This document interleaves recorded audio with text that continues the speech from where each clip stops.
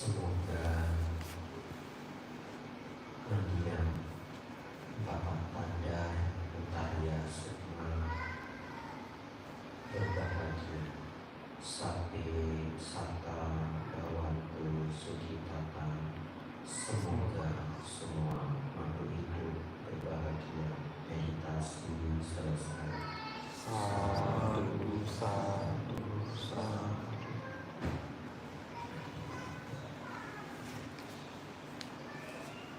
Selanjutnya akan dilakukan penyerahan jubah dan amesa puja yang akan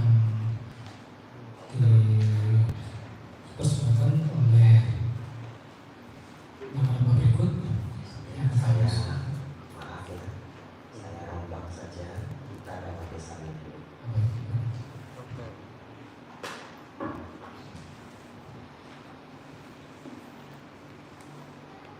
Namo tassa bhagavato arahato sama sambuddhassa. Namo tassa bhagavato arahato sama sambuddhassa. Namo tassa bhagavato arahato sama sambuddhassa. Idamo nyati nanggoto sukhita hontu nyatanya.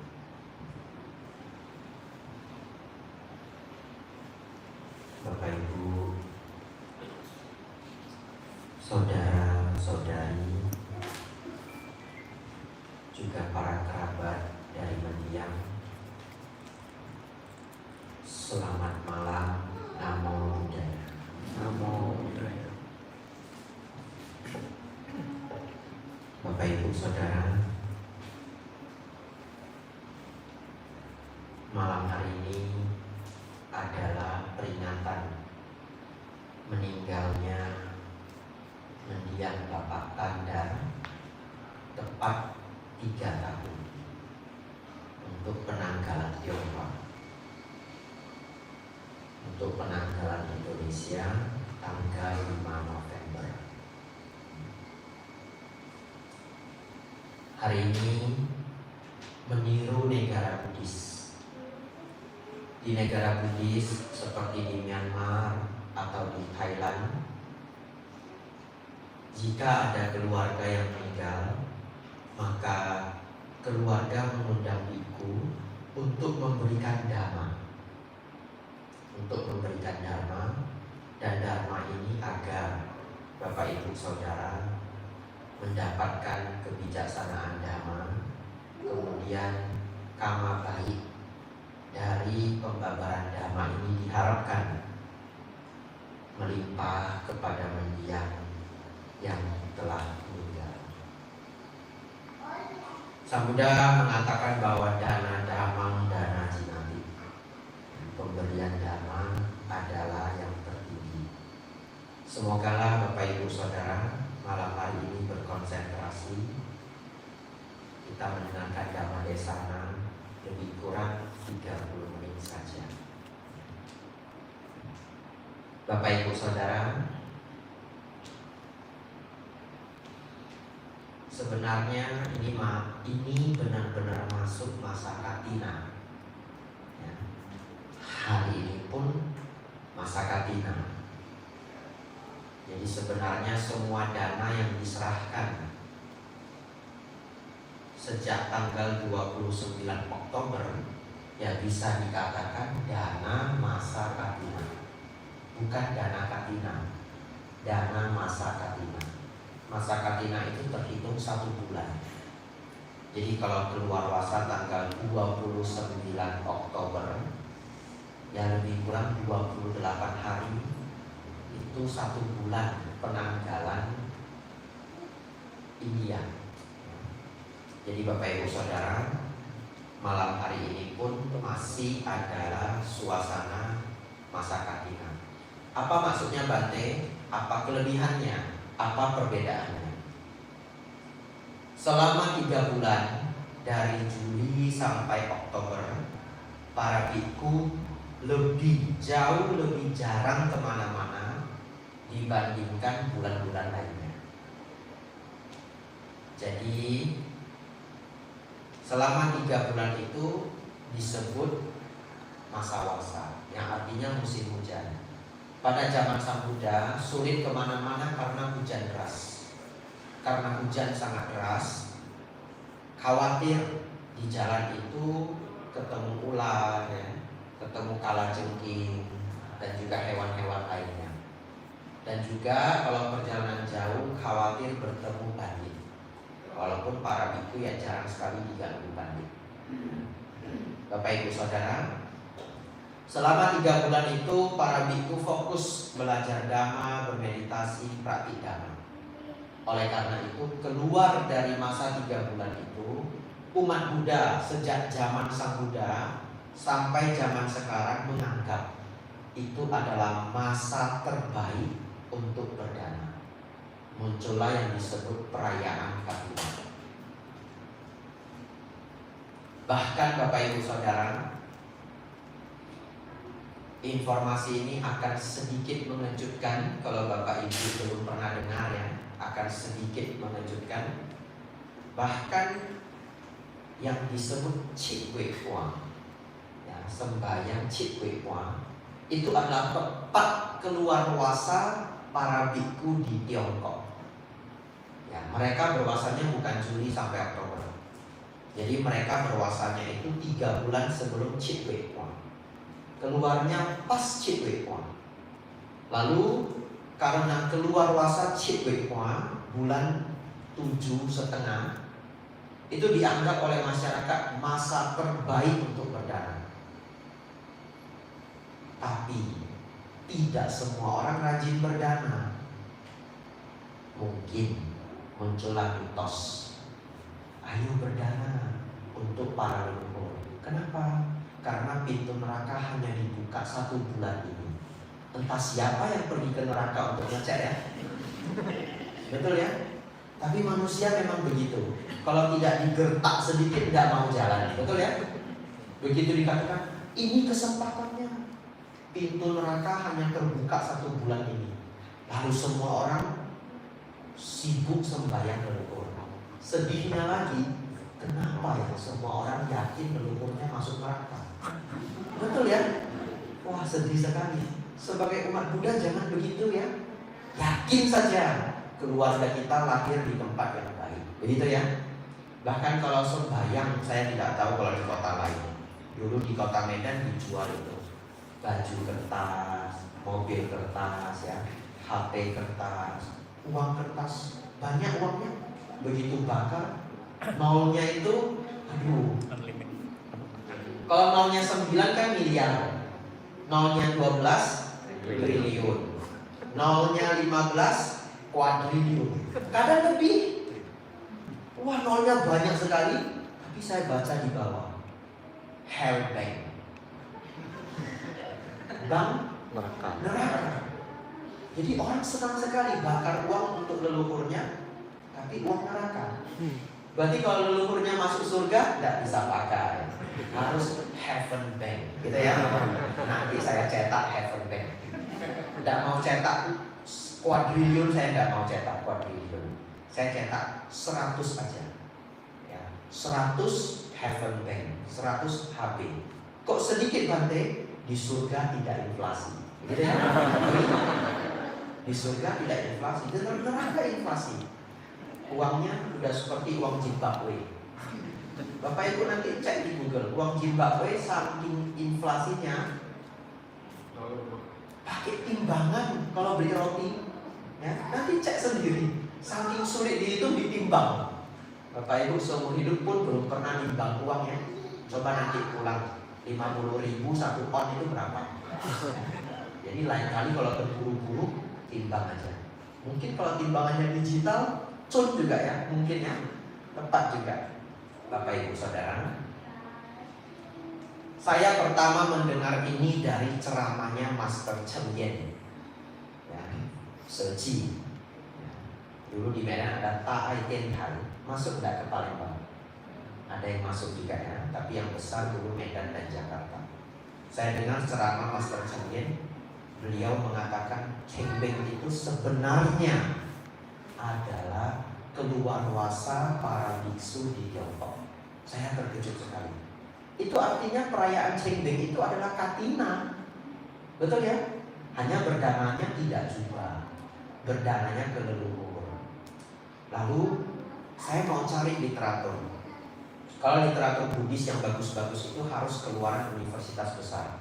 Oxford University, Hawaii University. Ini yang sering memproduksi buku-buku Buddhis ya, atau publisher yang hebat-hebat, Springer ya, Routledge. Mereka mengeluarkan buku-buku, misalkan The History of Mahayana Buddhism, The History of Chinese Buddhism. Jadi kalau kita mau cek harus buku seperti itu. Dan sangat akurat. Karena orang barat itu memang luar biasa. Kepengen tahu Diponegoro, ada profesornya datang ke Indonesia belajar Pangeran Diponegoro 40 tahun. Ini beneran. Saya ketemu profesornya di Pusdiklat Jakarta. Nah, jadi mereka kalau sudah mau belajar sesuatu, detailnya minta ampun. Saya mau cek di buku-buku bagus, tapi rasanya terlalu sulit, wasting time. Saya mikir, apa shortcutnya ya? Jalan pintasnya apa? Coba. Pas makan siang, saya tanya saja Bante Panyawaro. Betul ya? Nggak usah cari-cari buku. Cari di Google juga nggak ketemu. Saya tanya Bante Panya. Pas makan siang. Selesai makan, saya tanya. Biasanya kalau saya tanya sesuatu, selesai makan ya. Kalau belum makan, lapar. Orang dikasih makan dulu, dibiarkan makan dulu ya. Itu kebiasaan saya dulu jualan. Kalau saya mau jualan, jangan datang itu jam orang lapar. Datang itu jam 1. Orang sudah kenyang. Ditawari apa aja beli kan. Tapi ini enggak begitu. Ini bertanya ke guru, ke Bante Panyawaro. Selesai makan siang, saya tanya beliau, Bante, izin bertanya Bante. Ya silakan. Saya mendengar dari ceramahnya. Saya tidak bilang mendengar dari siapa. Saya mendengar Bante bahwa perayaan Chikwe-kwa itu sesungguhnya adalah keluarwasanya para biku di Tiongkok. Benar tidak Bante? Terus beliau berpikir sebentar, mungkin 6 detik ya. Benar, sah, gitu ya. Nggak usah cari buku lagi. Kata beliau benar. Saya baru tahu. Oleh karena itu Bapak Ibu Saudara, ini juga adalah masa katina ya. Semoga kebajikan yang dilakukan menjadi kebajikan yang besar.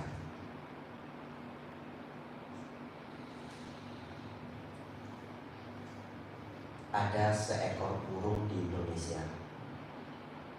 Tidak tahu Bapak Ibu pernah dengar atau belum? Namanya burung kedasi. Tidak pernah dengar ya?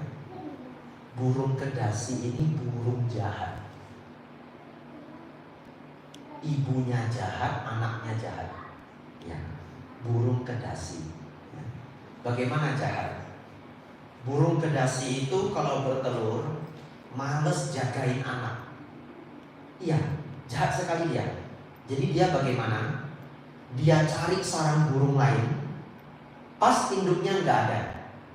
Terus kalau induknya punya 4 telur, dia buang 2. Ini burung ini ya, dia tendang, telurnya itu jatuh, 2 dia buang. Dia nambahin 1 telurnya dia. Pinter ya? Pinter dan jahat. Lalu dia pergi. Ini tips 1. Mungkin kalau dia telurnya 3, nyari 3 sarang. Lalu setelah nanti telurnya menetas, nanti kalau penasaran cek sendiri ya, burung kedasi ya, burung kedasi. Begitu ini burung menetas, mata belum terbuka, bulu belum ada, masih anak burung, belum ada bulu, mata belum terbuka. Dia biasanya netas duluan.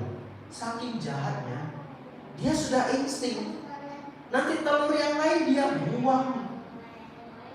Ya, kadang-kadang sisa dia 1 atau sisa 2. Supaya apa? Supaya disayang, supaya makanan dapat banyak.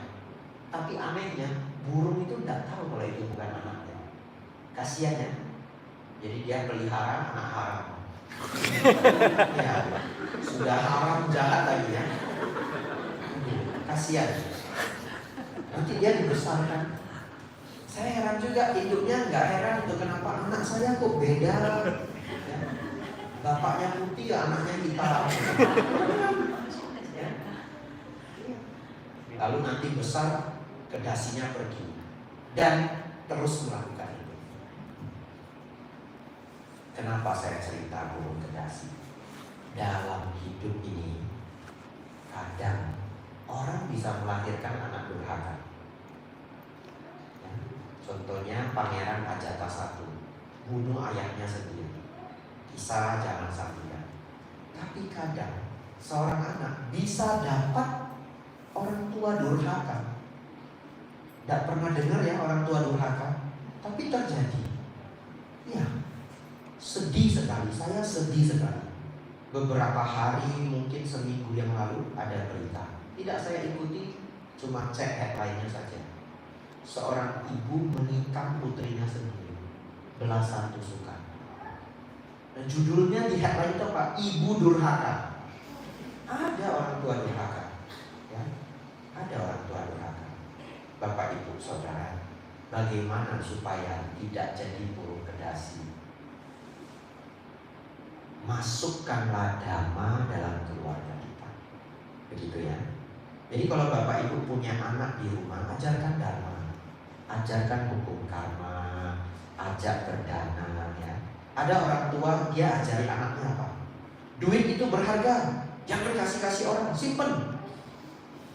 Terus di sekolah dia diajari guru, ada yang membutuhkan kasih ya, sumbangan. Kadang-kadang di sekolah juga diajak dana panti jompo setahun sekali. Dulu sekolah saya kadang-kadang ada ya anak yang kebakaran, kulitnya berapa persen, berapa puluh persen kebakaran, kita rame-rame mengumpulkan dana.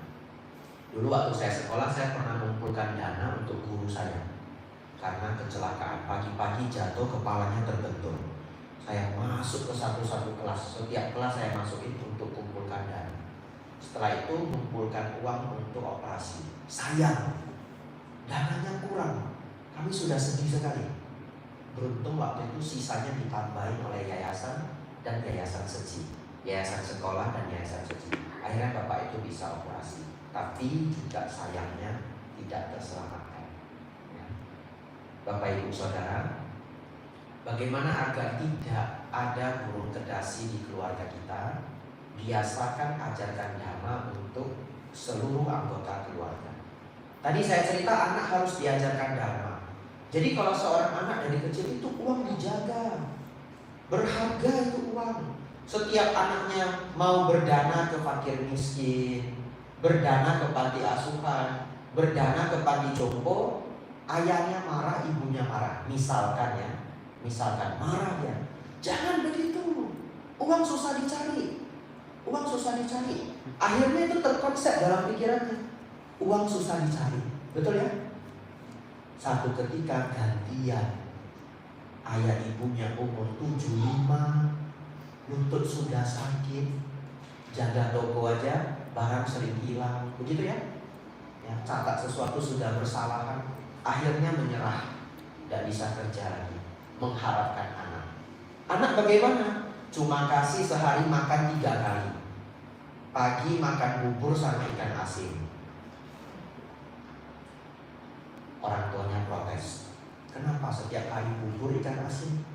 Sesekali kue tiaw goreng. Cari uang susah. Empek-empek. Cari uang susah. Cari uang susah. Begitu ya. Cari uang susah. Orang tuanya diam aja. Bagaimana Anda bisa melawan? Gak pernah diajak jalan-jalan ya, gak diajak jalan-jalan. Kamu kapan ajak saya jalan-jalan? Itu anak muda loh, itu healing kata mama. Itu jalan ke depan, balik ke belakang. Balik ke belakang. Mana bisa? Bisa. Itu Itu Bikwa Wijato aja bisa. Begitu ya. Tinggal di wihara 1 bulan, 2 bulan, 3 bulan dan jalan dari depan ke belakang, belakang ke depan. Bisa. Itu loh temannya mama ke Singapura, ke Penang, Hong Kong, Macau, cari uang susah, gitu ya. Cari uang susah. Itulah hukum karma. Begitu ya. Tapi Bapak Ibu Saudara, semoga apapun yang kita alami dalam hidup kita petik sebagai kebijaksanaan. Kalau Bapak Ibu yang hadir di sini dulu punya ayah ibu yang kedasi, ya sudah. Hari ini Bapak Ibu jadi orang tua yang terbaik. Begitu ya. Kalau Bapak Ibu tidak ingin kelak punya anak durhaka, hari ini Anda jadi anak yang berbakti. Begitu. Kalau gajian ingat orang tua dulu. Ya harus. Ya. Tidak bisa kasih banyak banget. Kirim makanan kalau tinggal di luar kota. Gimana kirim makanan? Grab, Gojek. Sudah kirim telepon. Susah banget kalau Gojek Grab. Kirim uang. Gitu ya. Iya. Untuk apa Bante uang susah dicari? Supaya Anda kelak jadi orang yang berbakti. Karma baiknya besar. Tidak lahir di keluarga kedasi. Betul ya? Hari ini kita sayang orang tua, sayang anak. Jadi anak yang baik, jadi orang tua yang baik. Lahir selalu di keluarga yang baik. Begitu ya? Saya pribadi sangat bersyukur. Sudah besar baru tahu. Saya dapat orang tua yang sangat sayang anak. Saya bersyukur sekali. Sangat sayang anak orang tua saya. Bersyukur sekali. Kami anak 3 orang, tidak ada juga yang jadi bandel. Ya, semuanya jadi anak berbakti. Bapak Ibu Saudara, hari ini adalah contoh untuk kita, keluarga dari mendiang Bapak Tandar. Ini anak cucu semua berkumpul. Mungkin juga saudara kandung ya. Juga mungkin ibu juga hadir ya. Ini menjadi contoh untuk kita semua, keluarga yang berbakti. Menjadi salah satu tugas dhamma yang diajarkan Sang Buddha.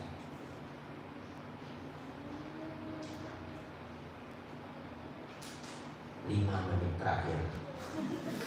10 menit ya. Semoga sempat ya.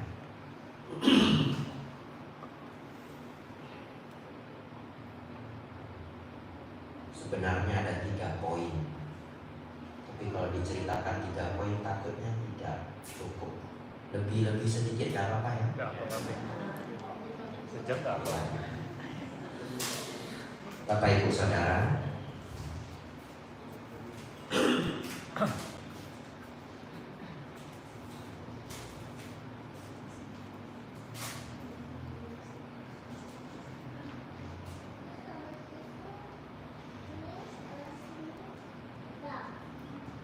kita sudah belajar meniru cerita burung kedasi, cerita Katina, cerita Masawasa. Setelah ini 3 hal semuanya adalah dhamma. Bapak Ibu konsentrasi. Dan ada 1 ajaran yang cukup mendalam ya. Karena sangat baik kalau ada dharma yang dibawa pulang. Dulu putri Raja Thailand pernah main-main ke Indonesia.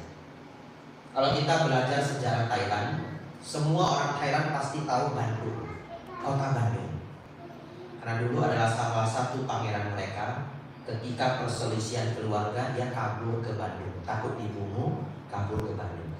Kenapa kabur ke Bandung, Bante? Karena Indonesia dari dulu tidak banyak asosiasi dengan kerajaan Thailand.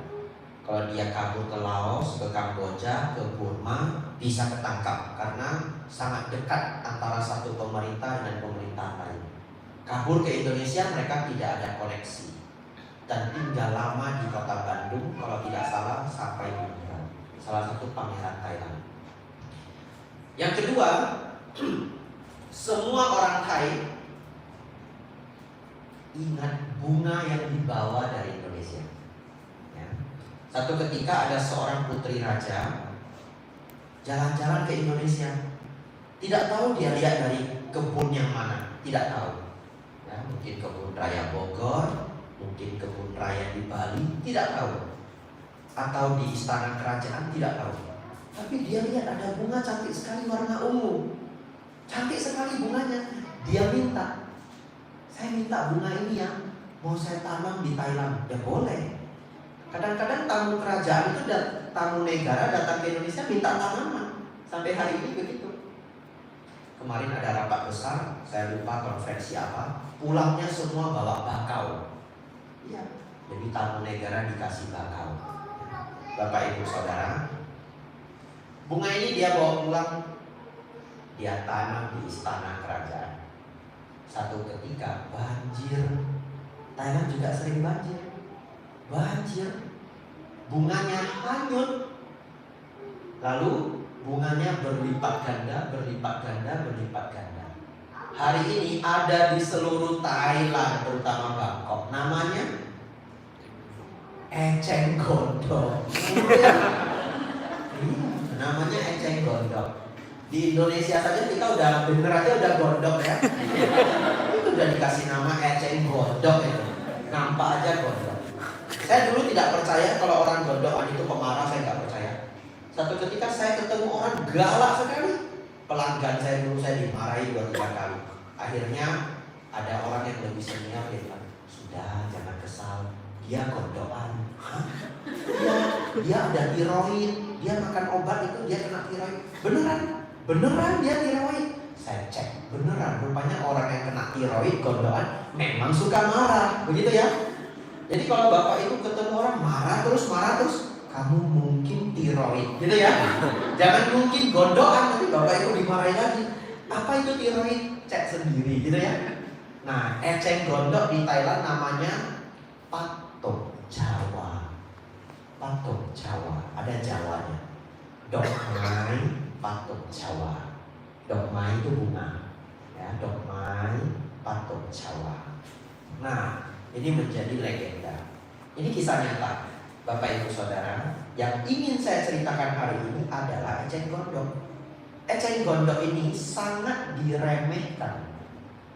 Kalau misalkan setiap 1 minggu 1 jadi 2, minggu depannya 2 jadi 4, minggu depannya 4 jadi 8. Sedikit. Tapi entah bagaimana ceritanya, tiba-tiba bisa jadi 1 sungai. Betul ya? Saya kasih simulasi yang lain. Biasanya simulasi ini saya bawa untuk anak sekolah minggu. Tapi hari ini untuk orang dewasa juga baik ya. Bapak Ibu bayangkan Bapak Ibu ngambil botol aqua 1,5 liter. Ya. Tapi dipelihara ini semua le minerale. Ganti saja. Ya. Bapak Ibu cari botol 1,5 liter le minerale. Ada ya 1,5 liter? Ada ya. Ambil botol air mineral 1,5 liter. Anggap saja ya. Lubangnya dibuat lebih besar. Setiap hari masukkan koin. Masukkan koin.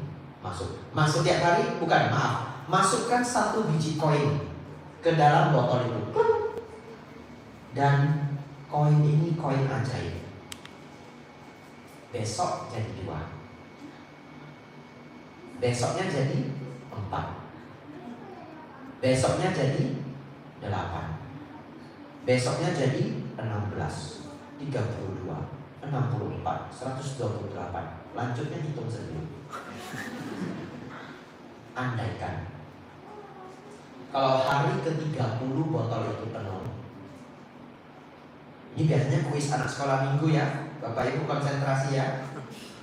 Biasanya andaikan hari ke-30 botolnya penuh. Hari keberapa dia 1/4 penuh?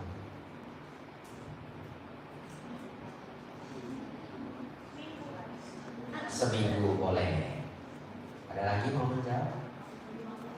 15 boleh.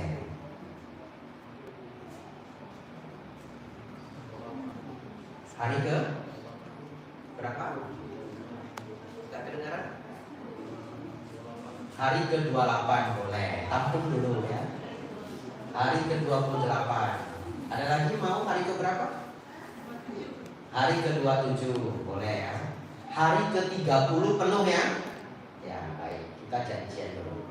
Bapak Ibu Saudara, kita hitung. Kan setiap hari berlipat 2. Betul ya? Penuhnya hari ke-30, tanggal 29 setengah penuh, betul? Tanggal 28 seperempat penuh. Betul ya? Nah, yang jawab 28 benar ya. Bante, untuk apa kasih kuis itu? Bapak Ibu tahu, itulah kenyataan hidup ini. Apa maksudnya? Bapak Ibu bayangkan, kalau Bapak Ibu yang punya botol itu, Bapak Ibu kesal. Kenapa? Kan begini, hari ke-30 dia penuh, hari ke-29 setengah penuh, 28 seperempat penuh, 27 seperdelapan penuh, 26 seper-16 penuh. Artinya selama 25 hari nggak ada pertambahan. Bikin nggak sabar. Kapan ada hasil? Kapan ada hasil? Betul ya? Tapi hari 26, 27, 28, 30 penuh. Banyak orang yang tidak mau berjuang hari pertama sampai hari ke-25. Kenapa? Tidak nampak hasil. Seperti 32. Betul kan? Tidak nampak hasil. Hasilnya itu ada terlihat di 3 hari terakhir.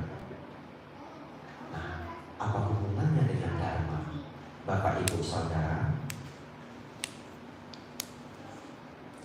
janganlah berbuat keburukan. Keburukan itu sedikit, sedikit, sedikit, sedikit, sedikit, tidak terasa. Setelah 4 tahun hancur semua. Namanya apa? Eceng gondok. Pemarah, mabuk, judi, serakah, egois, gak mikirin orang. Tapi dia saat ini hebat, sukses, berjaya. Begitu ya? Tapi setiap hari yang dia tambah keburukan, keburukan, keburukan, keburukan. Tidak terlihat, dia akan hancur, tidak terlihat.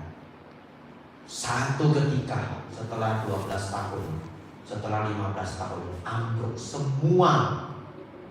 Harta hilang, keluarga tidak ada yang mengakui, tidak ada yang mau bantu. Istri atau suami hilang, anak dibawa sendiri, teman gak ada. Hancur semua, semua hancur. Tinggal siapa? Biku Amijaku. Iya, karena orangnya datang ke saya. Bante, saya, dunia ini tidak adil. Istri saya pergi bawa anak saya. Saya saat ini bangkrut. Saya pulang ke keluarga saya, tidak ada yang mau terima saya. Ini kisah nyata. Saya terima sendiri orangnya sebelum saya ke Thailand. Orang Jogja, bukan Buddhis. Beneran. Datang ke saya malam-malam, saya tidak kenal dia. Hari ini namanya saya lupa, dulu namanya saya ingat. Seniman sangat terkenal, pernah dapat International Award. Beneran, sayang saya sudah lupa namanya. Tapi kalau saya ingat pun tidak saya kasih tahu. Iya toh, hidupnya orang, betul ya? Tapi ambruk semua. Saya kasih buku acara, beneran, hidup senang mati tenang. Karena dia bilang ke saya sudah mau bunuh diri. Dan buku hidup senang mati tenang itu pokok dasar agama Buddha. Bukan mau nyindir dia ya. Anda mau bunuh diri, nah mati tenang. Bukan ya. Lalu saya cari buku Superpower Mindfulness, kasih 2 buku. Semoga dia mau baca. Saya tidak menyangka juga dia baca. Ya, jadi seminggu dia datang 2 kali kalau saya tidak salah, meditasi bersama di Wihara Buddha, duduk di belakang. Bapak Ibu Saudara, jangan pelihara eceng gondok. Terus pelihara apa baik Bante? Koin ajaib. Ya. Kurangi marah, Dulu seminggu marah 3 kali, nanti jadi 2. Ya. Setelah 1-2 bulan jadi 1. Setelah 2 bulan lagi setengah. Ya iya toh. Berarti gimana marah setengah? Ya dulu marahnya banyak, sekarang kurang. Gitu ya. Dulu kalau marah ngambeknya 3 hari. Gak masak, gak ngomong 3 hari. Atau kalau yang suami gak pulang rumah, pulangnya malam-malam dah pokoknya 3 hari. Nah sejak belajar agama kurangi dah 2 hari. Gitu ya. Ya nanti sudah agak lama 1 hari. Kamu dulu ngambek kan 3 hari. Kenapa sekarang 1 hari? Sudah mendengarkan dhamma. Gitu ya. Ini 1 hari, setengah hari, 1/4 hari, nanti jadi 10 menit. Luar biasa. Orang Eropa itu kalau marah sebentar, aneh. Ini marah setengah jam selesai. Orang Thailand lebih aneh lagi. Orang Thailand kalau marah, ini beneran, adik atau kakak atau pacar, suami atau istri marah, ngambek itu ada bahasa Thainya. Ya, kita pakai saja ngambek atau kita pakai saja marah. Orang Thai itu aneh. Dia bisa nanya orang yang marah itu, kamu masih marah enggak? Yang crowd main, crowd you, dia jawab gitu, masih marah? Ya udah, beneran. Itu orang Thai. Saya merasa aneh sekali ya. Coba tiru ya di Palembang ya. Adiknya lagi marah, cicinya lagi marah. Kamu masih marah enggak? Tanya lagi, masih marah enggak? Pasti bentar lagi kena tempelen. Bapak Ibu Saudara, janganlah menyepelekan hal-hal kecil ya. Yang namanya memperbaiki diri itu sedikit. Hasilnya menjadi sangat besar. Sang Buddha mengajarkan ini di dalam sutta, namanya Digajana Sutta. Beliau mengatakan apa? Mengembangkan usaha yang tidak kenal henti. Ya, mengembangkan usaha yang tidak kenal henti.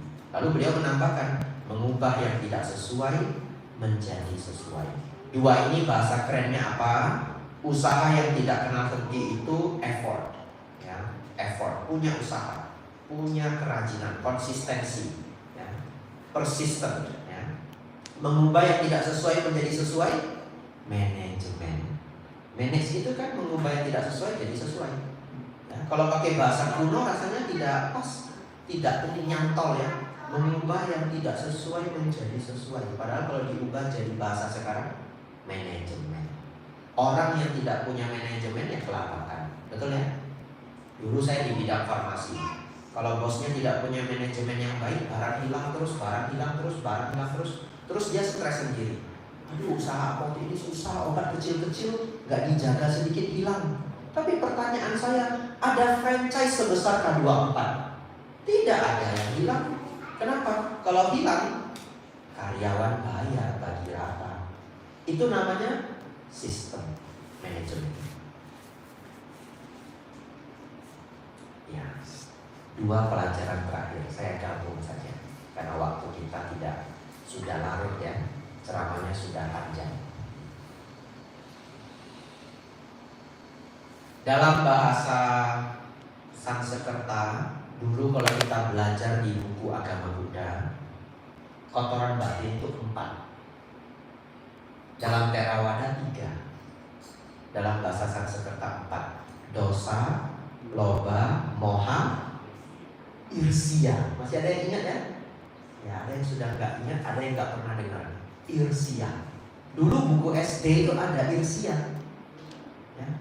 Tapi dalam Theravada kok dosa, loba, moha, irsia kenapa nggak dibahas? Hari ini saya ingin bahas irsia. Irsia artinya iri hati. Ya.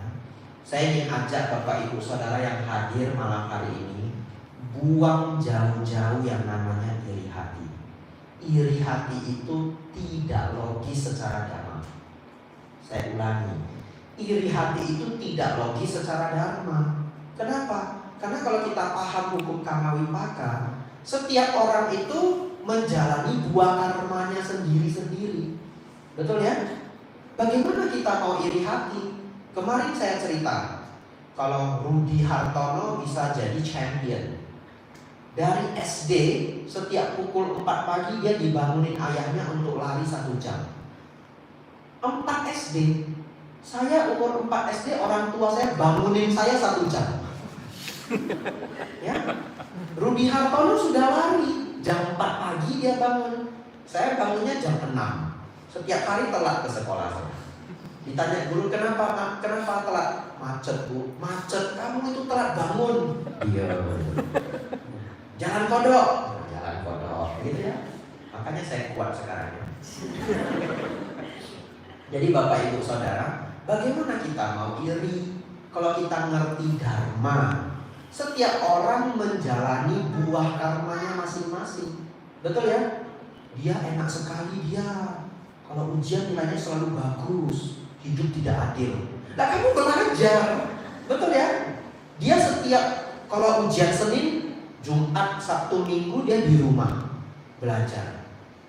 Sedangkan yang satu ini Jumat main-main sama kawan, Sabtu pesta-pesta sama kawan, Minggu gak sempat lagi. Gimana ini? Besok ujian, kita sembahyang saja ke kelenteng. Minta sama Kuan Kong, minta sama Dewi Kuan Yin, minta sama Sang Buddha. Oh Buddha, semoga besok ujian saya dapat nilai bagus. Sang Buddha penuh dengan meta. Doa saya akan terkabul. Lalu dia ingat, oh sabi sata bahwa semoga semua makhluk hidup berbahagia, terutama saya. Sembahyang dia. Besok ujian nilainya 20. Lalu dia katakan apa? Buddha tidak sayang dengan saya. Anda tidak belajar. Anda menuntut nilai 100. Dan kadang-kadang di sekolah, anak yang paling pintar itu dibenci sama teman-temannya. Kadang-kadang begitu. Saya sih tidak pernah mengalami. Tapi saya dengar ya sekolah lain, dia juara terus, tidak ada yang mau nemani. Di Amerika namanya nerdy. Ya, anak-anak yang nerdy itu dibully kadang-kadang. Padahal apa salah dia? Dia cuma belajar. Bapak Ibu Saudara, umat Buddha tidak ada mengenal iri hati dalam kamus kita. Ingat ya, tidak ada iri hati. Yang ada apa Bante? Mudita cita. Bapak Ibu pagi-pagi ini sudah mau Imlek sebentar lagi ya. Check it. Hari pertama buka pintu, wah tetangganya mobil baru. Karena dia setiap hari nonton K-drama, merek mobilnya Palisade. Kenapa beli Palisade? Nonton K-drama Palisade, wah bagus sekali. Ada orang yang nggak bisa lihat begitu, pamer ya, sedikit mobil baru. Siapa yang sakit hati? Diri sendiri. Oh nggak ada yang ganggu kamu. Orang cuma beli mobil baru, salahnya apa? Betul ya? Salahnya apa? Tetapi umat Buddha melihat tetangga mobil baru, ya, semoga semua makhluk hidup berbahagia. Senang lihat orang lain senang, kita ikut senang. Kamu kenapa senyum-senyum sendiri? Senang tetangga punya mobil baru. Sial ya. Salah juga ya. Mudita cita juga salah. Aduh gimana ya? Ya. Tetapi Bapak Ibu Saudara, lihat tetangga punya mobil baru. Kita ingat apa? Ingat dia bekerja setengah mati. Betul ya? Kadang-kadang orang bekerja begitu keras. Kita jam 6, jam 7 kalau zaman saya dulu sudah sinetron, tersanjung. Sampai mati dah habis-habis. Saya sih masih kecil, saya nggak ngerti. Mama saya nonton tersanjung. Mak lu nonton apa? Tersanjung. Seru kata mama saya. Tersanjung. Dia masih kerja. Betul ya? Tutup toko jam 8, masih beres-beres. Jam 9 nulis akuntansi. Kita jam 9 sudah nonton. Nonton itu dulu ada nangkap hantu. Apa namanya? Mungkin ada yang masih ingat ya. Pemburu hantu.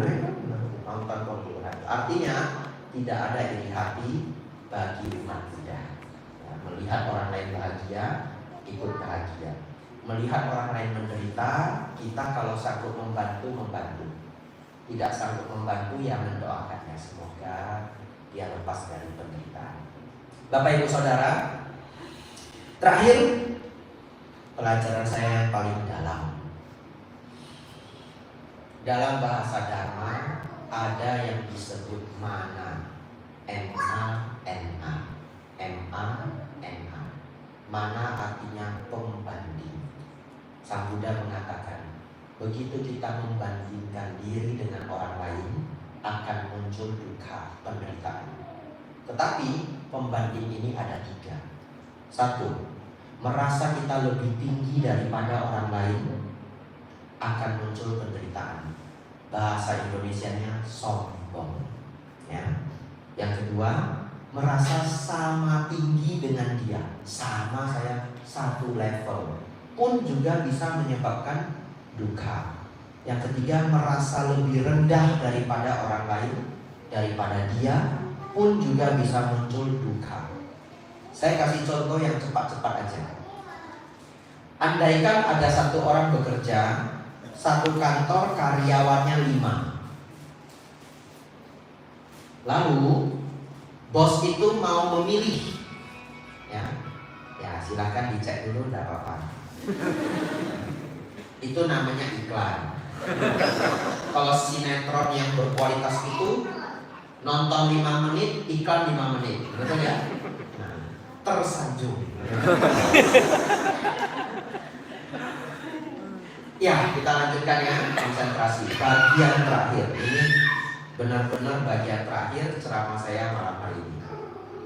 Bapak Ibu Saudara, satu kantor ada 5 orang. Bos mau milih 20 orang terbaik dikirim ke IKN, Ibu Kota Baru. Lalu akan dipilih dari cabang seluruh Indonesia. Cabang kita di Palembang 5 orang. Ini saingan kita 5. Lalu sudah terpilih 15 orang. Tiba-tiba di kantor kita dipilih 2 orang. Kita nggak dipilih, padahal masih ada kuota kosong 3. Lalu bos mengatakan apa? Saya sudah pilih dari satu Indonesia, cuma ketemu 17. Kita nggak terpilih. Bapak Ibu Saudara, kalau selama ini kita berpikir saya lebih pintar daripada 2 orang itu, sakit hatinya minta ampun, betul? Apalagi selama ini sombong. Ternyata dia tidak terpilih. Sudah tidak terpilih, kuota masih ada. Kalau kuotanya habis itu masih nggak begitu malu, betul ya? Kuota masih ada, lalu bos mengatakan cuma kepilih 17 yang layak dikirim ke IKN. Wah, kita duka luar biasa. Hanya karena berpikir saya lebih tinggi dari dia. Lalu kalau berpikir saya sama tinggi dengan dia, sakit hati juga karena tidak terpilih. Betul ya? Sakit hati juga mereka yang terkirim. Lalu bagaimana kalau selama ini kita berpikir saya yang paling rendah di antara mereka berdua, saya yang paling bodoh. Tiba-tiba kasusnya berbeda. Kita ditunjuk menjadi manajer pusat. Wah, lalu kita berpikir apa? Kenapa bos pilih saya? Itu beban berat sekali. Ada yang lebih pintar kok pilih saya? Kadang-kadang bukan masalah naik pangkat. Kadang-kadang dikasih proyek, dikasih kerjaan, susah sekali kerjaannya. Lalu kita berpikir apa? Kok saya? Itu 2 lebih pintar kok pilih saya? Betul ya? Karena kenapa? Karena kita berpikir saya lebih rendah dari 2 orang tersebut. Berpikir lebih tinggi bisa muncul duka. Berpikir sama tinggi pun bisa muncul duka. Berpikir lebih rendah pun bisa muncul duka. Lalu hati saya mau pikir apa? Betul ya? Karena kalau kita ketemu teman, ketemu kolega, ketemu rival, ya pasti muncul siapa lebih pintar, siapa sama pintar, siapa kurang pintar, begitu ya? Baik, Bapak Ibu Saudara, lebih baik Anda berpikir setiap orang punya kelebihan dan kekurangannya masing-masing. Mungkin yang Anda ukur, saya lebih pintar dari dia masalah akuntansi. Tapi overall, secara keseluruhan, dia orangnya lebih luwes, tidak pernah terlambat. Dia punya nilai-nilai lain yang kita tidak punya. Betul ya? Setiap orang punya kelebihan dan kekurangannya masing-masing. Dengan demikian Bapak Ibu, Anda jadi orang yang menghargai setiap orang, dan dunia menjadi sangat indah. Benar, dunia menjadi sangat indah. Tidak ada orang yang terlihat lebih tinggi, tidak ada orang yang terlihat lebih rendah. Semua orang memiliki kelebihan dan kekurangannya masing-masing. Dan sebenarnya, bukankah semua orang hanya menjalani buah karmanya, betul? Ya, kita juga adalah hasil dari buah karma. Mereka adalah hasil dari buah karma. Jadi Bapak Ibu, belajarlah hal demikian, hidup akan menjadi sangat baik. 8 topik hari ini Bapak Ibu. Waduh, 50 menit ya. Tadi janjinya 30 menit ya. Molor saya. Tapi kok Bante lanjutkan, karena saya lihat Bapak Ibu semangat sekali ya. Kalau Bapak Ibu sudah loyo, saya tutup biasanya. Jadi saya mempersiapkan bahan itu tidak harus habis. Melihat pendengar. Saya pernah mengajar di satu wihara, saya juga heran. Tidak ada yang niat belajar. Jadi saya ceramah di sini, situ ngobrol, sini main HP, situ main HP. Lalu saya sudah kasih warning gitu. Ayo Bapak Ibu Saudara semangat. Belajar Dharma itu tidak setiap hari. Begitu ya? Tidak digubris juga. Sedih sekali saya ya. Apa yang terjadi Bante?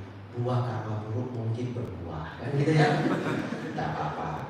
Tapi apa yang terjadi? 25 menit ya saya tutup. Sabi sata lawan kesulitan. Jadi tergantung yang mendengar.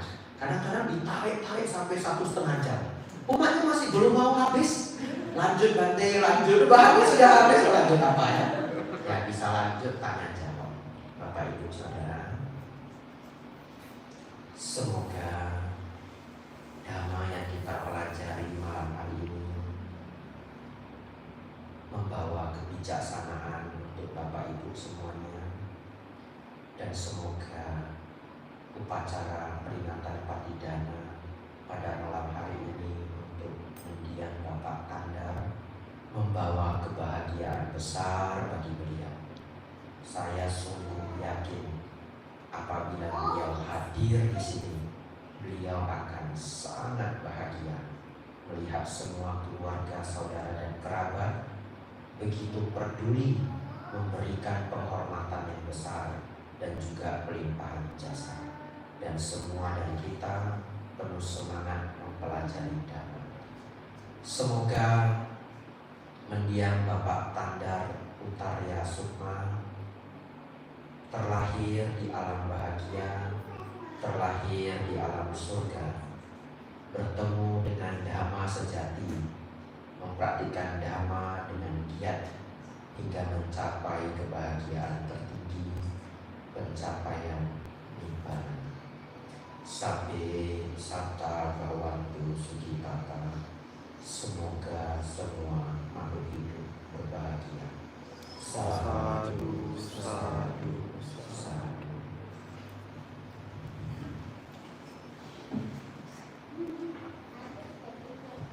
Untuk selanjutnya kita akan melakukan penyerahan jubah dan pengisah meja bagi nama-nama yang akan disebutkan untuk dimohon untuk mewakili untuk mempersembahkan jubah dan pengisah meja kepada Bhikkhu Sangha.